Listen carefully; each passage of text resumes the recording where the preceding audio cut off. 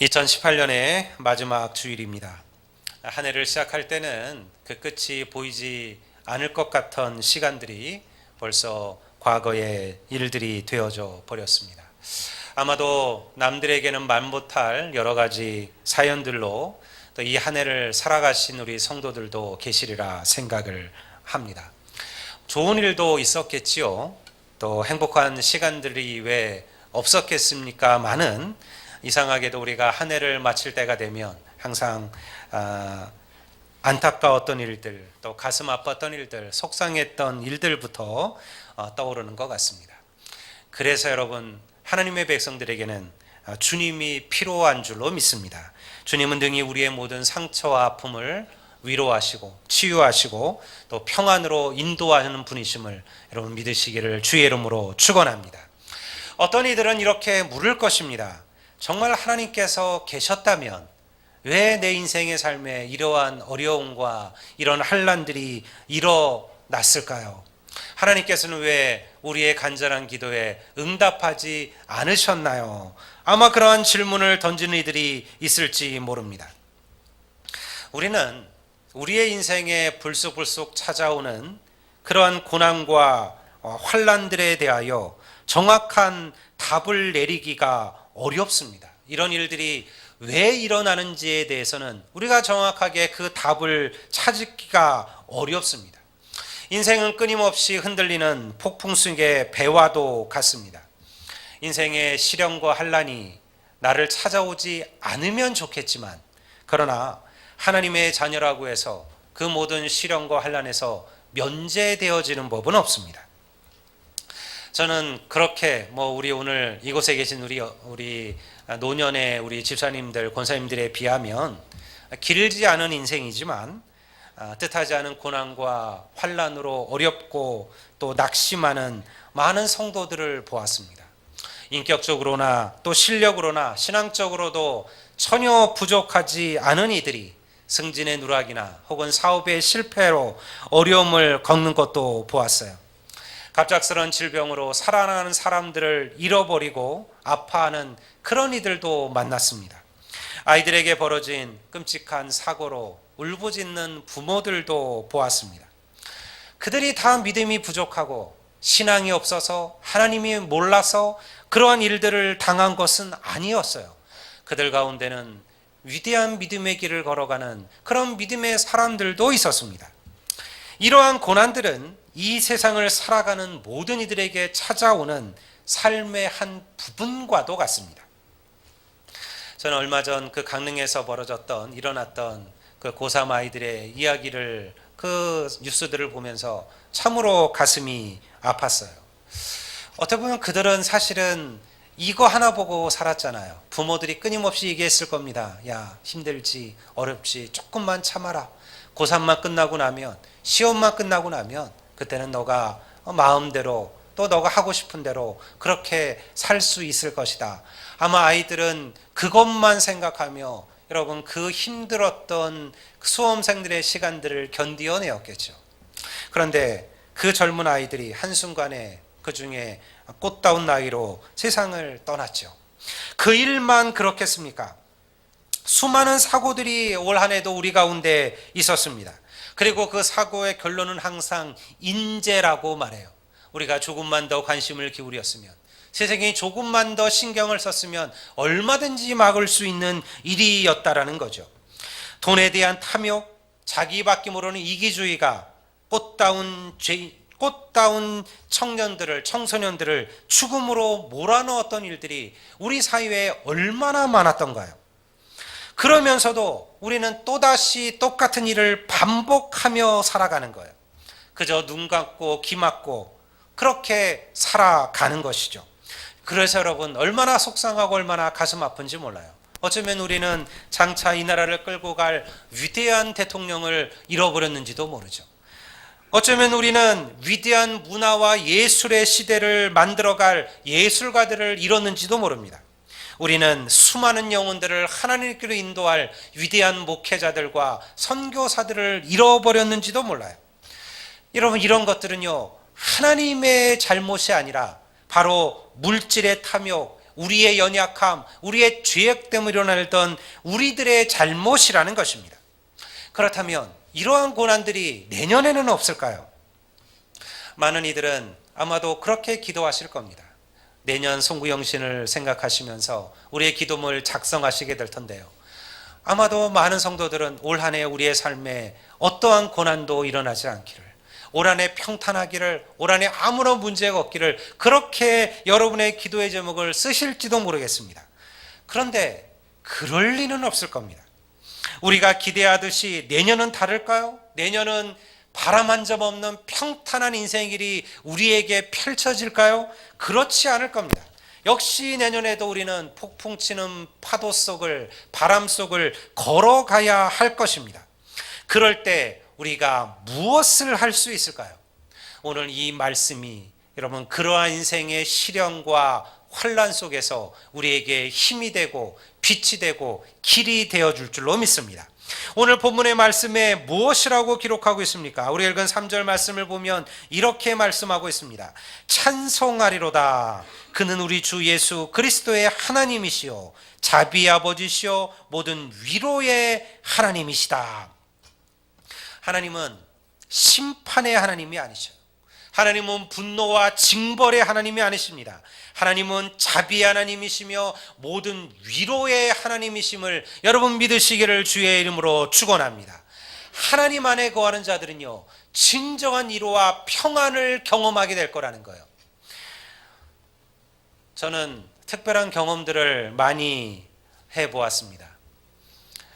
저는 낙하산 하나를 메고 그리고 비행기에서 800m에서 강하를 해보았던 여러 번의 경험들이 있었습니다.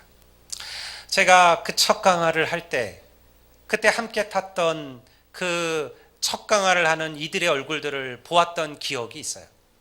우리 모두가 다 처음으로 비행기에서 뛰어내리는 거예요. 옆에 탔던 저와 함께 그 강하를 갔던 수많은 이들의 얼굴이 완전히 잿빛이 되어져 있었어요. 다 두렵죠. 다 염려해요. 누구 말처럼 정말로 이 낙하산이 안 펴지는 것은 아닌지, 내 낙하산에는 무슨 문제가 있는 것은 아닌지 누구나 그런 걱정하지 않겠습니까? 내가 떨어지는 그곳에 혹시 나를 바람이 불어서 나를 이상한 곳으로 데려가는 것은 아닌지, 이상한 곳에 떨어져서 큰 사고가 나는 것은 아닌지 아마 그런 두려움으로 다 그 자리에 앉아 있는 거죠. 근데 여러분, 저는 제 마음에 평안이 있었어요. 어떤 평안이냐면 하나님께서 나를 붙드실 것이라는 거예요. 제 혼자는 생각을 했어요. 매일 제가 땅에만 살다가 하늘 높이 올라갔잖아요. 하나님이 계신 곳으로 올라간 거잖아요. 하나님의 품으로 들어간 거잖아요. 하나님은 온 우주를 당신의 발등상 삼으셨다고 했는데요. 하나님께서 온 우주에 온 세상에 충만하신 분이시잖아요. 제가 그 하나님의 품으로 간다라고 생각을 했어요.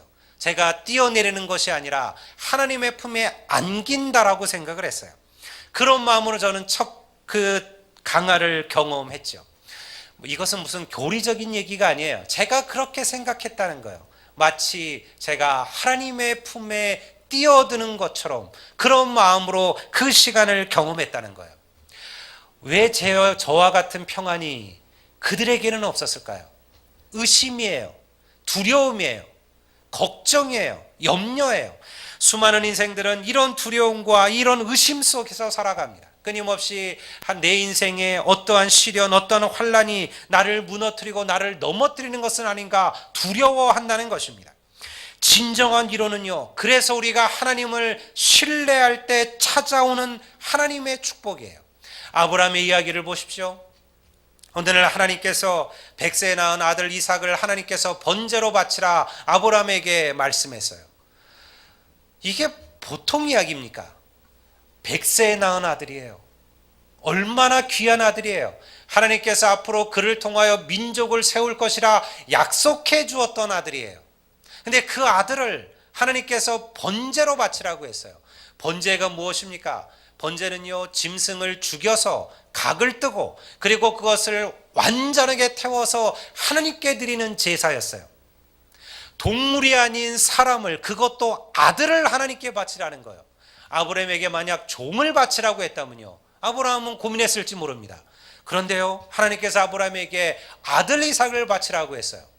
어떻게 했을까요? 아브라함이 며칠 몇 날을 고민하고 염려하고 하나님께서 이럴 수가 있느냐, 이게 진짜 하나님의 음성이냐, 뭔가 잘못된 거 아니냐, 내가 잘못 들은 거 아니냐, 그렇게 고민하고 염려하며 며칠 밤을 세웠을까요? 아니요. 성경에 보면요, 하나님께서 아브라함이 하나님의 이 말씀을 들은 후 그 다음날 일찍 일어납니다. 그리고 아들 이삭을 데리고요, 하나님께 번제로 드릴 모리아 산으로 떠나요. 그가 고민하지 않았다라는 거예요. 걱정하지 않았다라는 거예요. 그냥 주의 말씀에 순종했다는 거예요. 그 아들을 데리고 모리아 산으로 가서 하나님께 번제로 드려요. 물론 우리는 그 결론을 알죠. 하나님께서 아브라함을 막으시고 내가 너의 믿음을 보았다. 네가 나를 아들보다 이삭보다 더 사랑하는 줄을 내가 알았다. 그리고 아들 이삭의 생명을 살리는 것을 보았어요. 그런데 여러분, 이것은 우리가 결론을 봐서 그래요. 아브라함이 그렇게 알고 있었을까요? 내가 이삭을 죽이려고 하면 하나님께서 딱 내 손을 막으시고 못 죽이게 하실 거야 라고 알았기 때문에 그가 그렇게 아들 이삭을 하나님께 담대히 번제로 드릴 그런 마음을 가졌을까요? 아니요. 아브라함은 정말로 이삭을 죽이려고 했어요. 그건 하나님의 말씀이었으니까요. 그런데 아브라함에겐 뭐가 있었습니까? 하나님의 말씀에 대한 신뢰가 있었어요. 그가 그렇게 아들 이삭을 죽일 수 있는 그 용기가 어디서 왔을까? 믿음에서 왔어요. 하나님은 아브라함에게 분명히 말씀하셨습니다. 내가 이 아들 이삭을 통하여 그의 후손이 하늘의 별처럼 바다의 모래알처럼 많아지게 할 것이고 내가 이 아들을 통하여 민족을 세울 것이라 그렇게 얘기하셨어요. 아브라함은요, 이 하나님의 말씀을 신뢰했습니다. 그래서 우리는 이 아브라함의 믿음의 신앙의 근거를 어디서 찾아요? 히브리서 11장 19절에 아브라함의 믿음의 근거가 어디서 왔는지를 우리가 볼 수가 있는 거예요. 히브리서 11장 19절에 보면 이렇게 기록되어져 있습니다. 아브라함은 시험을 받을 때 믿음으로 이삭을 드렸으니 그가 하나님이 능히 이삭을 죽은 자 가운데서 다시 살리실 줄로 생각한지라. 아브라함은 무엇을 믿었다는 거예요? 설령 내가 오늘 하나님의 말씀에 순종하여 이 이삭을 내가 죽여서 번제로 드린다 할지라도 하나님은 반드시 그의 약속대로 이 아들을 다시 살리셔서 부활시키셔서 다시 내게로 돌려주실 것이다라는 믿음이 아브라함에게 있었다는 거죠. 이것이 우리에게 가르치는 것이 무엇입니까? 우리가 고난과 환난 중에 위로와 평안과 용기를 얻는 것은 어디서 오는 거예요? 하나님의 말씀에 대한 신뢰로부터 시작된다는 거예요. 주위의 환경이 아닙니다. 하나님께 우리의 초점을 맞추셔야 됩니다. 절망적인 상황들, 모든 것이 막막해 보일지라도 하나님의 때가 되면 하나님께서 반드시 우리를 위하여 일하실 것임을 믿습니다. 믿음은요, 그때를 기다리는 거예요. 믿음은 그때를 묵묵하게 기다리시는 거예요. 여러분의 2019년은 하나님의 역사를 기다리는 시간들이 되시기를 주의 이름으로 축원합니다. 저는 한 어머니의 간증을 기억합니다. 그의 아들은요, 그 두 분은 서울의 한 교회에서 아주 믿음 생활을 잘하던 그 믿음의 가정이었습니다. 그 아들이요, 좋은 믿음을 가지고 성장하고 자랐어요. 그의 아들이 대학을 들어가고 대학교 1학년 때 교회 청년들과 함께 우간다에 봉사활동을 갑니다. 그리고 봉사 도중에 갑자기 쓰러져서 세상을 떠나게 돼요. 얼마나 청천벽력 같은 이야기였을까요? 그는 고지에 있는, 이 아들은 고지에 있는 아이들이 편하게 학교로 올 수 있는 그 길을 닦아주는 봉사를 했어요. 비만 내리면 진흙탕이 되는 그 길을 아이들이 걸어서 학교까지 내려오곤 했습니다. 그래서 그 교회는 그 길을 조그만 콘크리트로 포장하는 그런 일을 봉사를 했던 거죠. 그 땡볕에 봉사를 하다가 갑자기 이 아들이 쓰러졌습니다. 그리고는 더 이상 깨어나지를 못했습니다. 그 부모들은 어땠을까요? 그들은 아들의 죽음 앞에 낙심하며 울부짖었습니다. 그러다가요, 그 마음에 비전을 품게 되었어요. 자기 아들이 생명을 바친 그 땅에 대한 소망을 갖게 되었어요. 아들이 사랑하고 섬기기를 원했던 이들을 위해 자기의 생명을, 자기들의 삶을 바치기로 결단을 합니다. 그리고 그 아버지, 그 어머니가 본인들의 사제를 털어 그 우간다로 갔어요. 그리고 그곳에 가서 그 아들이 마치지 못했던 그 길을 닦았어요. 그리고 그 길을 완공하고 그곳에 아들의 조그만 기념비를 세웠습니다. 그들은 지금도 선교사로 지원하며 선교의 소망을 품고 살아갑니다. 아들이 걸었던 다 걷지 못했던 그 인생의 길을, 그 선교의 길들을 그 부모가 지금 살아가고 있는 거죠. 그런 얘기를 해요. 여전히 아들을 생각하면 가슴이 메어지지만 그럼에도 천국에서 주와 함께 활짝 웃고 있을 아들을 생각하면 다시 만날 때를 기다리며 평안과 위로를 우리는 매일매일 경험하며 살아가고 있습니다. 그것이 그 어머니의 간증이었습니다. 사랑하는 여러분, 우리는 고난의 이유에 대해 대답하기가 어렵습니다. 하지만 고난 중에 어떻게 살아야 할지에 대해서는 이야기할 수 있습니다. 끝까지 하나님을 신뢰하시는 주의 백성들이 되시기를 주의 이름으로 축원합니다. 믿음으로 하나님의 때를 기다리십시오. 흔들림이 없이 하나님을 바라보십시오. 그런 자들에게 하나님께서 반드시 평안과 위로를 허락해 주실 줄로 믿습니다. 이렇게 얘기하면 또 이렇게 답하는 이들이 있어요. 목사님, 그걸 누가 모를까요? 그렇게 살아가는 것이 어려워서 그렇죠. 맞는 이야기죠. 고난 속에서도 하나님을 신뢰하며 믿음을 지키는 것은 쉬운 일은 아닙니다. 그래서 우리는 더욱더 하나님을 붙들어야 돼요. 왜냐하면 인간은 고난이 올수록 무엇인가를 해야만 한다라는 그런 불안감을 가지게 마련이에요. 그래서 우리의 지식이나 우리의 경험이나 우리의 능력을 가지고 살아가고자 합니다. 그런데 여러분, 아무리 우리의 지식이 대단하고 아무리 우리의 경험이 놀랍고 아무리 우리가 특출하다고 해서 오늘도 말씀으로 만물을 창조하시고 이 온 우주를 다스리고 계시는 그 하나님의 능력보다 우리가 더 크다라고 자신할 수 있을까요? 그것은 죄악된 인간의 모습이에요. 믿음은요, 기다리는 거예요. 믿음은 잠시 멈추는 것입니다. 더 이상 내 힘으로 아무것도 할 수 없음을 인정하고 고백하는 거예요. 하나님께서 내 삶 속에 역사하시기를 기다리는 거예요. 이것이 고난이 우리에게 주는 신비입니다. 고난을 통해 우리는 하나님의 은혜를 체험하게 됩니다. 고난을 통해 우리는 하나님의 평안과 위로를 경험하게 되는 것이죠. 그래서 믿음이란 내가 무엇을 하는 것이 아니라 내가 아무것도 할 수 없음을 하나님 앞에 고백하는 거예요. 그렇게 되면 비로소 하나님께서 일하시기 때문에 그렇습니다. 성령에게 가르쳐 주는 것이 무엇입니까? 성경의 위대한 믿음의 사람들이 그들의 능력과 그들의 힘과 그들의 권세로 위대한 역사를 이루었다라는 것을 성경이 가르치고 있던가요? 아니에요. 성경이 우리가 가르치는 것은 그들이 모든 것을 내려놓고 하나님 앞에 굴복하고 하나님 앞에 완전히 엎드려지게 되었을 때 비로소 하나님께서 어떻게 역사하셨는지를 우리에게 가르치고 있는 것이 하나님의 말씀이에요. 그러니 여러분, 오늘 하나님을 믿는 이들은 많지만 하나님께 모든 것을 맡기고 신뢰하는 이들은 많지 않습니다. 2018년 한 해 우리가 그렇게 살지 않았습니까? 무엇인가 내 힘, 내 능력, 내 가진 힘으로 무엇인가를 하려고 노력하고 애썼을 것입니다. 그러나 2019년은 하나님의 은혜, 하나님의 역사, 하나님의 일하심을 바라보는 성도들이 되시기를 주의 이름으로 축원합니다. 깊이 주의 말씀을 묵상하십시오. 예배를 사모하십시오. 그리고 말씀을 붙드십시오.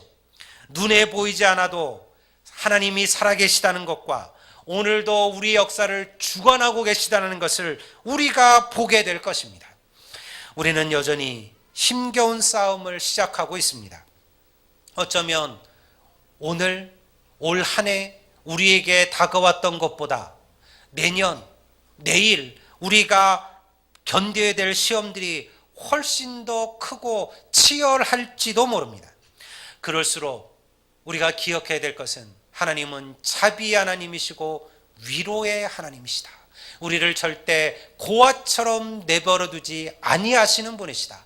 세상의 부모는 그 자식을 잊을지라도 하나님은 절대 그 우리를 잊지 아니하실 것이다. 여러분, 이 하나님이 우리와 함께하고 계심을 여러분 기억하시고 그 주님을 붙드시고 2019년 하나님의 은혜와 하나님의 은총을 경험하시고 위대한 승리의 삶들을 살아가시는 우리 모든 주의 백성, 주의 성도들이 되시기를 우리 주의 이름으로 축원드립니다. 우리 다 같이